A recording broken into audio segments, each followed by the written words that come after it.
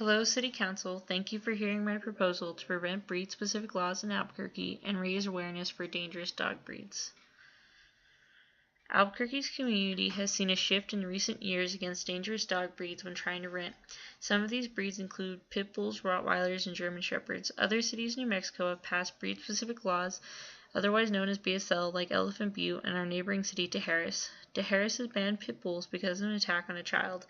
Elephant Butte has breed-specific laws towards pit bulls, Rottweilers, and German Shepherds because of a mauling in Tier C by a pit bull.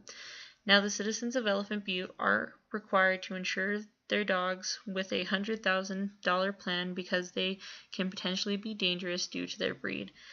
Statistics have shown that these BSLs have not worked for other countries such as Ireland, whose bites per capita rose by 49% since the ban of 11 types of dog breeds deemed dangerous.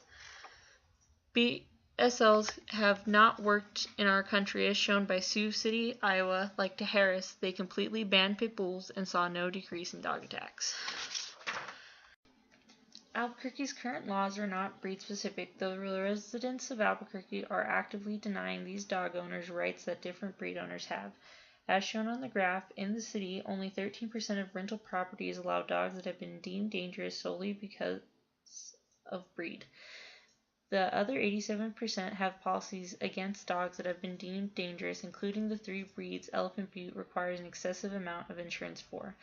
There are few resources and opportunities to advocate for these dangerous dog breeds. The city of Albuquerque has successfully had Pit Bull Awareness Month and Day for 3 years, only providing 5 to 6 days out of every year to advocate for pit bulls and provide resources to their owners. Other breeds such as Rottweilers and German Shepherds do not share these kinds of resources and do not have awareness events.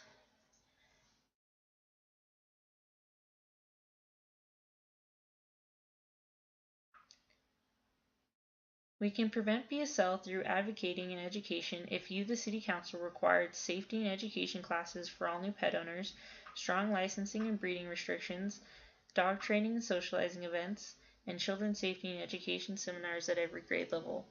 Safety and education classes for all new pet owners creates a safe environment for the community, and stereotyping of aggressive or dangerous dog breeds that can be advocated for daily, and prevent dog bites as the community knows what causes them and how they can be prevented. Strong licensing and breeding restrictions is how the city can ensure enforcement of these new requirements. Dog training and socializing events will be used as prevention of BSL because if an animal is trained and social, it is less likely to feel threatened or become aggressive.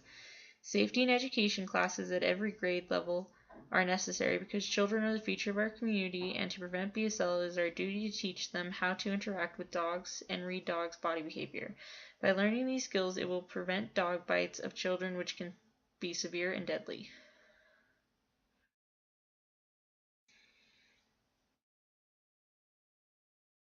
Safety and education classes. When an individual goes to adopt a new dog, there will be a flat fee of $225 to cover spay and neuter procedures, registration, and licensing fees, as well as a package of safety and education classes that will be required by the city for all new pet owners. This will benefit individuals who have already had pets as well. The classes can serve as a refresher course on how to treat dogs and bond with their new companion through behavioral training. The spay and neuter registration and license fee usually costs $50 to $120 plus and is dependent on additional costs per pound of dog. If we adopt these new processes, the price of bigger dogs spay and neuter would be cheaper, but smaller dogs would be more expensive, balancing out the cost. The package of safety and education classes current cost would be $110 for Animal Humane similar training classes. Classes provided would be a hybrid class combining a basic dog behavioral course and responsible pet owner course, and a seminar on how to read a dog's body language. Enforcement and benefits and costs. To enforce the new requirements, the city needs to expand their database that is currently constructed to ensure animals are spayed or neutered and licensed to include the new requirements being confirmation of completion for the safety and education class package and confirmation of attendance to socializing events once every 15 days.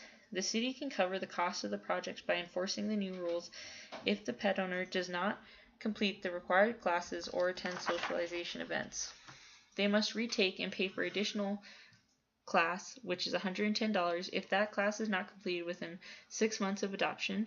Licenses will also no longer be mailed, but given with certificate of completion at the end of the course. Every 45 days, the city will check the database to ensure a dog owner has attended 3 classes, and if they have not, the first offense is a reminder to attend one at least every 15 days. The second offense is a warning. The third offense is a fee of $15 for every 15-day period that is not attended dog socializing events. If a owner does not attend for 3 months, the city will give them written notice to attend, and if they choose not to, by 3 1/4 month, the dog will be rescued from the offender, and the offender will be charged a surrendering fee and late fee that will stay on the record, like a parking ticket, until they are paid. Documented offenders will not be allowed to adopt again. By surrendering the dogs and giving it a new home, the city will collect double the adoption fees, preventing the mistreatment of dogs. To gain the amount of participation needed by volunteers, their incentive can be that if they work a certain amount of hours, some fees will be waived, such as 1 hour could cover the cost of licensing, which is $6, and 25 hours could cover the cost of training classes, which can be as expensive as $100.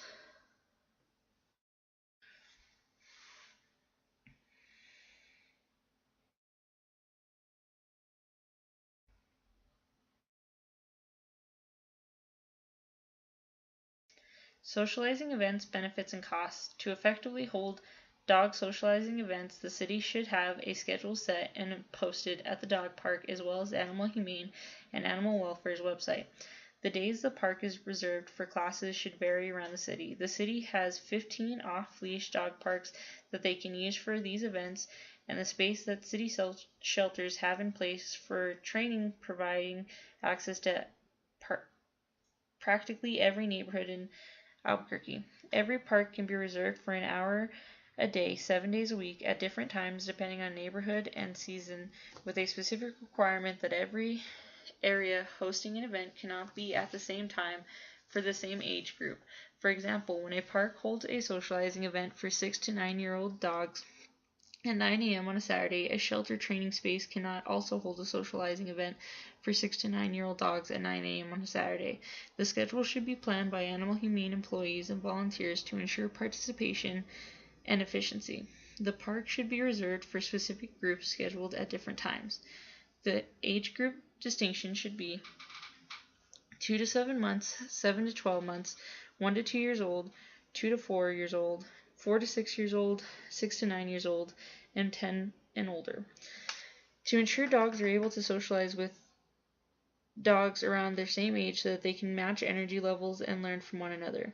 Volunteers should monitor the event along with adoptable dogs to ensure anyone from the community will have a dog ready at the event to play with.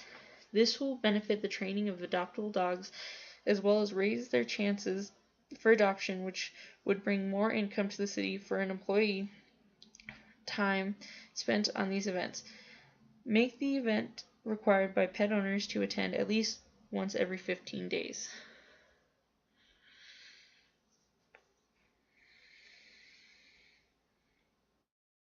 Children Education and Safety Seminar. The city, in agreement with Albuquerque Public Schools and private schools, can provide a once a year for every grade level seminar on dog safety to teach youth what is and isn't safe to do around dogs and how their behavior represents how they feel. 9th to 12th grade students' seminars can be done at an assembly like their homecoming so that all high school students can participate at once. Kindergarten to 8th grade seminars can be conducted in their PE class so they have a focused one grade at a time learning experience. This kind of thing can be done by experienced volunteers and does not take a trainer.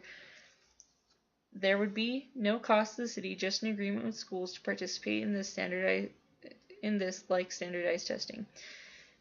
Teaching students is the main solution to preventing BSL because a dog bite to a child is more severe than to an adult. If children are taught how to interact with dogs and read its body language, they will be able to get help when coming across a dog that isn't friendly, and it prevents a child from upsetting a dog by, for example, riding a dog like a horse, which can hurt a dog and cause it to become aggressive.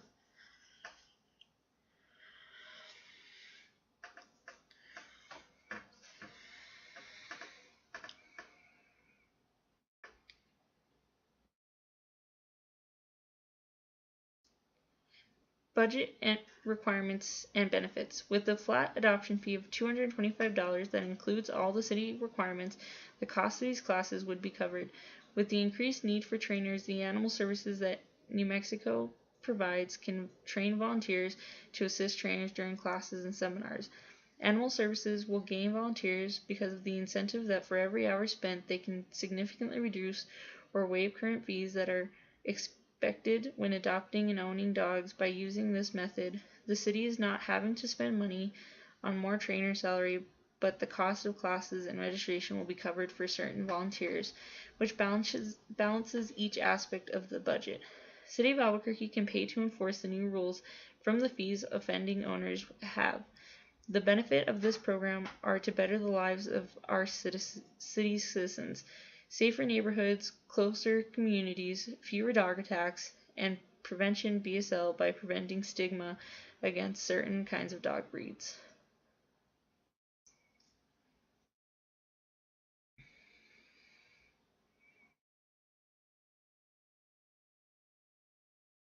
In conclusion, BSL can only harm a community.